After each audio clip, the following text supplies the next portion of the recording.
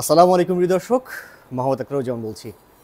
Fisheries Bangladesh চ্যানেলটি বিশ্বের যে প্রান্ত থেকে দেখছেন সেই সমস্ত মাছ ও চিংড়ি খামারি ভাই বোনদের স্বাগত জানাচ্ছি।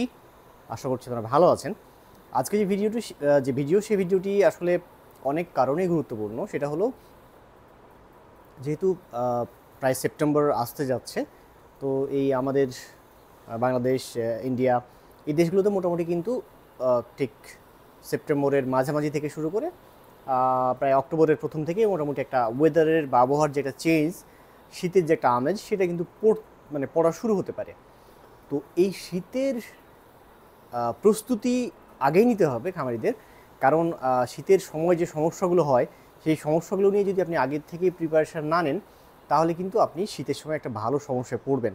তো আজকের ভিডিওটি ঠিক সেই বিষয় নিয়ে যে মৎস্য খামারি যারা আছেন তারা হচ্ছে শীতের সময়ে আগাম প্রস্তুতি কীভাবে নেবেন সেই বিষয় নিয়ে একটা ভিডিওটি মন দিয়ে দেখতে হবে। আজকের ভিডিওতে আমি বলবো যে কী কী সমস্যা আসলে শীতকালে হয় এবং সেই জন্য আগাম কী কী করণীয় আপনারা করবেন, সেই বিষয়টা নিয়ে একটু ভালো মতো আপনাদের সাথে আজকে আলোচনা করব। তো চলুন শুরু করি। প্রথম যেটা বলতে চাচ্ছি সেটা হচ্ছে কী সমস্যা আসলে হয়। সমস্যাটা যখন কী হয় আমি জানবো, তখন হচ্ছে আমার জন্য সুবিধা হবে সেটার সমাধান বের করা। তো সমস্যা যেটা হয় সেটা হচ্ছে, বুঝতে পারছেন, শীতের সময় বা শীতের ঠিক আগের যে মুহূর্তটা, সেখানে একটু তাপমাত্রাটা কম থাকে। তাপমাত্রা যেহেতু কম থাকে, সেহেতু তাপমাত্রা কম থাকার ফলেও যেটা হয় সেটা হলো এর আগে শীতের শুরুর ঠিক আগের অবস্থা, তীব্র যে গরমটা ছিল, তো এই তীব্র গরম যখন ছিল, সেই তীব্র গরমে কিছু ব্যাকটেরিয়া বা কিছু ফাঙ্গাস বা কিছু ভাইরাস, যেগুলো হচ্ছে ইনঅ্যাক্টিভ থাকলেও আবহাওয়ার তাপমাত্রা যখন কমে যাচ্ছে, শীতের ঠিক আগের মুহূর্তে, এরা হচ্ছে কর্মকাণ্ড শুরু করতে পারে। অর্থাৎ ঠিক তাপমাত্রা একটু কমে যাওয়ার ফলে কিছু ব্যাকটেরিয়া, কিছু ফাঙ্গাস এবং কিছু ভাইরাস খুব ভালো মতো সক্রিয় হয়ে ওঠে আপনার পুকুরে রোগ ছড়ানোর জন্য। যার ফলে যখন তারা সক্রিয় হয়, তখন আপনি যদি তার আগে থেকে প্রস্তুতি না নেন, তাহলে কি কি ঘটনা ঘটতে পারে। যেটা ঘটনা ঘটে সেটা হলো যে দেখবেন এই সময় থেকে টোটাল শীতকালীন সময় পর্যন্ত একটা ভালো ধরনের রোগ কিন্তু মাছে দেখা যায়। ক্ষতরোগ থেকে শুরু করে বিভিন্ন ধরনের যে রোগগুলো আছে লেগে থাকে এবং কখনো কখনো খুব সিভিয়ার বা অনেক বড় অবস্থা তৈরি করে। এটা তো হলো মাছের ক্ষেত্রে। চিংড়ির ক্ষেত্রেও হচ্ছে আপনার এই সময়টা হচ্ছে আপনার রোগ একটা ভালো মতো আসতে পারে এবং একটা ঝামেলা তৈরি করে হচ্ছে খামারে। এখন আমি আসছি এই যে প্রবলেমগুলোর কথা বললাম, শীতের ঠিক এই আগের থেকে আপনি কি করবেন, যেটা করলে হচ্ছে আপনি এই আপনার টোটাল শীতকালীন সময়টাতে মোটামুটি আপনার মাছকে নিরাপদে রাখতে পারবেন, সেই বিষয়টা একটু বলতে চাই। প্রথম যে করণীয় সেটা হচ্ছে আপনাদের বেশ কিছু অভ্যাস গড়ে তুলতে হবে। প্রথম যে অভ্যাসটা সেটা হচ্ছে লবণ প্রয়োগের অভ্যাস। লবণ প্রয়োগের অভ্যাস কি? আপনি শতকে 250 গ্রাম করে আপনি এই লবণটা দেন মাসে একবার। এটা 1 নম্বর। 2 নম্বর হচ্ছে চুন প্রয়োগের অভ্যাস। চুন আপনি শতকে 1.5 কেজি করে প্রতি মাসে একবার করে দিন। ঠিক আছে? যখনই মনে হবে যে আপনার, আগেই বললাম যেটা সেপ্টেম্বরের মাঝামাঝি থেকে শুরু করে এই কাজটা আপনি শুরু করবেন। এরপরে অবশ্যই পন্ড প্রোবায়োটিক, পুকুরের জন্য, পুকুরে যে প্রোবায়োটিক আছে সেটা আপনি প্রয়োগ করবেন মাসে একবার।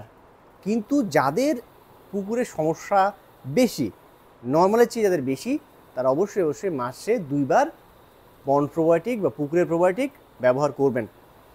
এরপরে যেটা আসছি সেটা হচ্ছে যাদের পুকুরে সমস্যাটা অত্যধিক মাত্রায় আছে, আগেই থেকেই সমস্যা, শীতের সময় হয় এই সমস্যাটা দেখা যায়, তাদের পুকুরে অবশ্যই সেই ব্যাকটেরিয়া, ভাইরাস এবং হচ্ছে ফাঙ্গাসগুলো আগে থেকেই কিন্তু হচ্ছে আপনার কি ইনঅ্যাক্টিভ ছিল।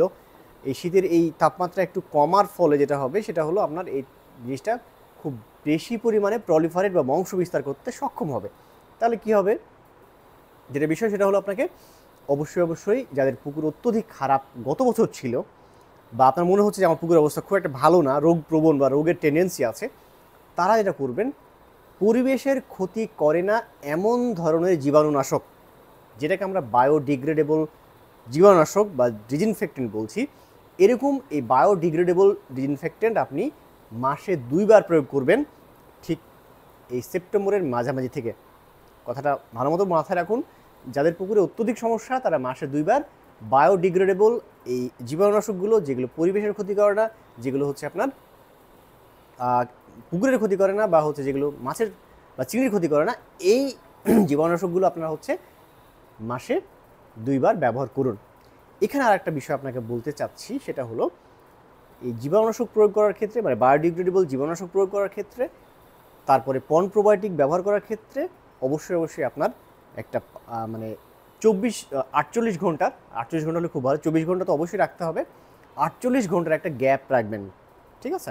আগে জীবাণুনাশক প্রয়োগ করলেন, তারপরে হচ্ছে আপনি পুকুরে পন প্রোবায়োটিক প্রয়োগ করলেন, ঠিক আছে? আবার এই যখন চুন বা লবণ প্রয়োগ করবেন তখনও কিন্তু মাথায় রাখতে হবে যেন মিনিমাম 24 অথবা 48 ঘন্টার উপরে যেন হচ্ছে আপনার এই পন প্রোবায়োটিকের সাথে প্রয়োগের সাথে হয়, কারণ লবণ এবং চুন কিন্তু আপনার প্রোবায়োটিকের মানটাকে নষ্ট করে, ঠিক আছে? তার মানে আপনি প্রোবায়োটিকটা সব পরে দিবেন, ঠিক আছে? মানে আগে দেখা হলো জীবাণুনাশক দিলেন, আপনি তারপর লবণ দিলেন, তারপরে চুন দিলেন, বা মানে এই জিনিসগুলো দেওয়ার পরে আপনি কিন্তু সব শেষে আপনি পন প্রোবায়োটিক ব্যবহার করবেন। এটা গেল। এরপরের যে করণীয়, সেই করণীয়টা হচ্ছে আপনি অবশ্যই মাছের স্বাস্থ্যের দিকে খেয়াল রাখুন, অর্থাৎ আপনাকে কড়ার মানে চোখের যে দৃষ্টি সেটা রাখতে হবে মাছের স্বাস্থ্যের দিকে, অর্থাৎ আপনি জাল টেনে দেখবেন আপনার মাছে কোনো সমস্যা হচ্ছে কিনা। যারা অভিজ্ঞ খামারি তারা কিন্তু খুব সহজেই বুঝেন যে তার খামারে তার শরীরে কোনো ঝামেলা হচ্ছে কিনা। সো পুকুরের স্বাস্থ্য যেরকম, মানে পুকুরের পানিও যেরকম আপনি দেখবেন, সেরকম আপনি দেখবেন হচ্ছে পুকুরের যে মাছ সেটাকেও আপনি ধরে ধরে দেখবেন যে তার কী অবস্থা, স্বাস্থ্যের কী কন্ডিশন, ঠিক আছে? এরপরে যেটা, সেটা হচ্ছে খাদ্য কোনো মতেই হচ্ছে, আমি সবসময় বলি যে খাদ্যর যে দেওয়ার ব্যাপারটা, মানে ফিড যে দেওয়ার ব্যাপারটা, সেটা হচ্ছে পরিমিত হবে। কখনোই মাছ বা চিনিকে আমি অধিক খাওয়ানোর পক্ষপাতী কখনোই না। আপনি অধিক খাওয়ান তাকে প্লাঙ্কটন, কিন্তু অধিক ফিড না। তার মানে হচ্ছে যে খাদ্য আপনি খাওয়াবেন পরিমাণ মতো, পরিমাণের বেশি যেন কখনোই না হয়, এই বিষয়টা মাথায় রাখতে হবে। এবং লাস্ট বা শেষ যে পয়েন্টটা নিয়ে বলতে চাচ্ছি, সেটা হচ্ছে আপনাকে প্রাকৃতিক খাদ্যর সঠিক অবস্থা রাখতে হবে। অর্থাৎ প্রাকৃতিক খাদ্য আপনি রাখবেন পর্যাপ্ত, সেটা শুধু শীতকাল না, অর্থাৎ সারা বছরব্যাপী রাখতে হবে।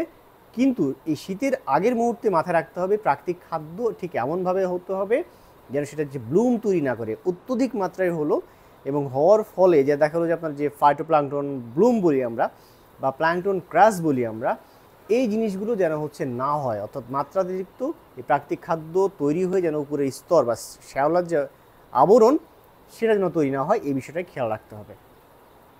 এই মোটামুটি তো এই সংক্রান্ত বিষয় নিয়ে আপনাদের যেহেতু সামনে একটা এই সময় আসছে, আসলে শীতের সামনে সময় আসছে, এই সংক্রান্ত বিষয় নিয়ে আপনাদের যদি প্রশ্ন থাকে আপনারা কমেন্ট সেকশনে গিয়ে কমেন্টস করুন, আমি চেষ্টা করবো আপনাদের প্রশ্নগুলো উত্তর দেওয়ার জন্য।